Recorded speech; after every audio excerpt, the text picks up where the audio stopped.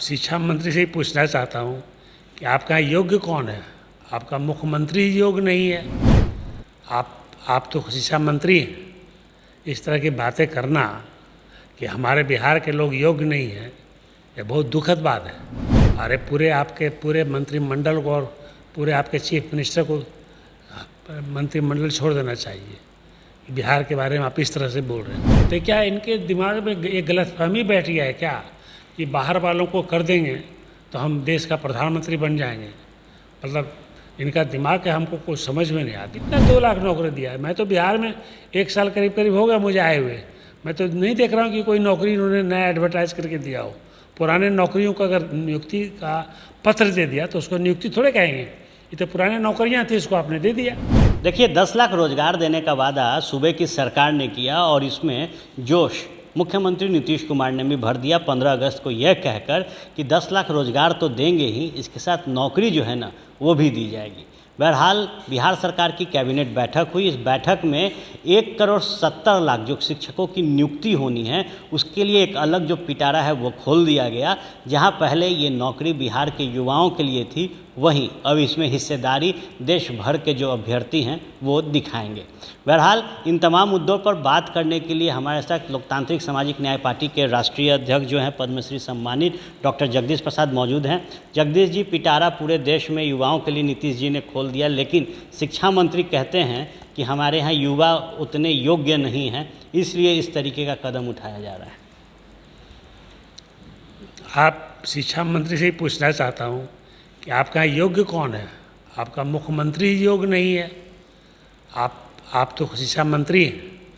इस तरह की बातें करना कि हमारे बिहार के लोग योग्य नहीं हैं, ये बहुत दुखद बात है। अरे पूरे मंत्रिमंडल को और पूरे आपके चीफ मिनिस्टर को मंत्रिमंडल छोड़ देना चाहिए। बिहार के बारे में आप इस तरह से बोल रहे हैं। हमारे बिहार में एक पर एक दिग्गज लोग हैं। आप देखिए बाहर में लोग IAS IPS सब कौन करते हैं? बिहार के लोग करते हैं मैक्सिमम। आप किसी भी फील्ड में देखिए बिहार के लोग सबसे आगे रहते हैं। लेकिन दुखद बात यह है कि आपने ये जो नीतीश कुमार जी और लालू जी दोनों मिल कर के जो शिक्षक बहाली का जो शुरू से इन्होंने जो गड़बड़ किया है उसको तो भोगना पड़ेगा।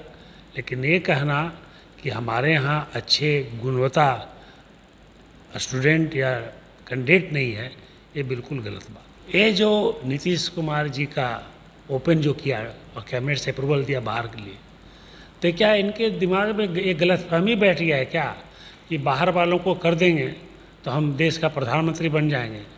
मतलब इनका दिमाग है, हमको कुछ समझ में नहीं आता कि एक तरफ आपने सर्टिफिकेट दे के बहाली कर दिया, फिर आपने निकाला कि हम BPS एग्ज़ाम लेंगे और फिर रूल लिया है कि हम बाहर वालों को कर देंगे। तो मुझे मतलब इनकी मानसिकता को समझना, मतलब कि मैं क्या कहूँ इनका कि इज़ ए करेक्ट और not, it is very difficult to comment upon his mental ability कि व्हाट ही थिंक्स।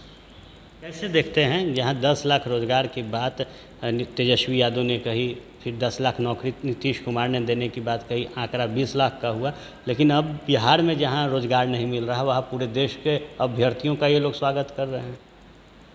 ये बहुत ही गलत कर रहे हैं, क्योंकि बिहार के लोग बाहर में सबसे ज़्यादा माइग्रेंट लेबरर है। और अगर टीचर की बहाली में ओपन कर देते हैं, इनको मापदंड ही देखना है।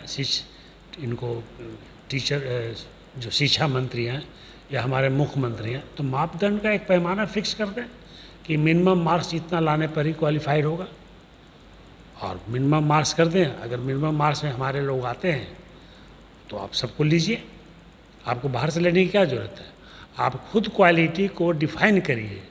60% तक लेना है, 70% तक लेना है, 80% तक लेना है। आप मापदंड खुद जांच कर सकते हैं और आपको मिल जाएगा अपने बिहार में ही लोग। आप बिहार के लोग एम्प्लॉय हो जाएंगे। आपने 10 लाख नौकरी कहा, मुख्यमंत्री को जैसी शपथ लिया उन्होंने कहा हम 20 लाख नौकरी देंगे। और आज एक प्रवक्ता बोल रही थी कि हमने 2 लाख नौकरी दे दिया। क्या झूठ बोलने के अलावा इन लोग को, राजनीतिक वाले लोगों को कुछ आता नहीं क्या? कितना 2 लाख नौकरी दिया है? मैं तो बिहार में 1 साल करीब हो गया मुझे आए हुए। मैं तो नहीं देख रहा हूँ कि कोई नौकरी इन्होंने नया एडवर्टाइज करके दिया हो। पुराने नौकरियों को अगर नियुक्ति का पत्र दे दिया तो उसको नियुक्ति थोड़े कहेंगे, ये तो पुराने नौकरियां थी, इसको आपने दे दिया। लेकिन अभी आपका आए हुए 8-9 महीना हो गए, आप तो 50,000 भी नौकरी नहीं दे पाए, 10 लाख क्या नौकरी दे पाएंगे। एक बड़ा सवाल है कि जहाँ योग्य नहीं हैं बात करते हैं, वहीं दूसरी तरफ बीपीएससी का एक पैरामीटर सेट कर देते हैं कि अब बीपीएससी के माध्यम से जो नौकरी है वो मिलेगी शिक्षकों को।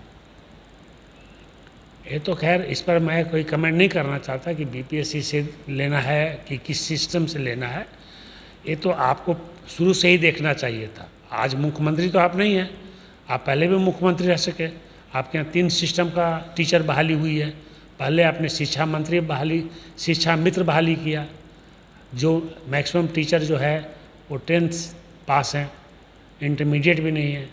फिर आपने उनको रेगुलराइज कर दिया, फिर आपने उनको पढ़ने का मौका दिया होता, पढ़ाते, टीचर ट्रेनिंग देते, लेकिन आपने उनको ऐसे ही कंटिन्यू कर दिया, तो ये आपकी गलती थी।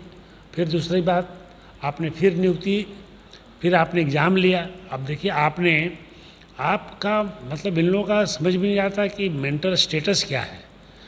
एक तरफ आप लेते हैं स्टेट टीचर एलिजिबिलिटी टेस्ट और कहते हैं कि टीचर एलिजिबिलिटी टेस्ट लेकर के हम बहाली करेंगे। तो जब टीचर एलिजिबिलिटी टेस्ट ले लिया था तो क्या उस समय क्वेश्चन पेपर ठीक नहीं थे क्या, या एलिजिबिलिटी क्राइटेरिया ठीक नहीं था? क्या नहीं ठीक था?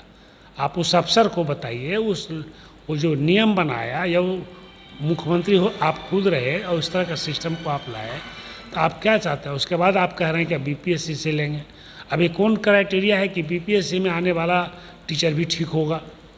अरे एक सिस्टम होता है कि आप टीचर की गुणवत्ता को जानने के लिए उसको जब तक आप टीचर ट्रेनिंग नहीं देंगे, अच्छे से ट्रेनिंग नहीं देंगे आफ्टर पासिंग, अच्छा टीचर नहीं बन सकता। चाहे वो फर्स्ट डिवीज़न हो, से टॉपर हो, कुछ भी हो, एक टीचर ट्रेनिंग का सिस्टम दिया जाता है, तब उसको टीचर ऐसा सब माना जा सकता है।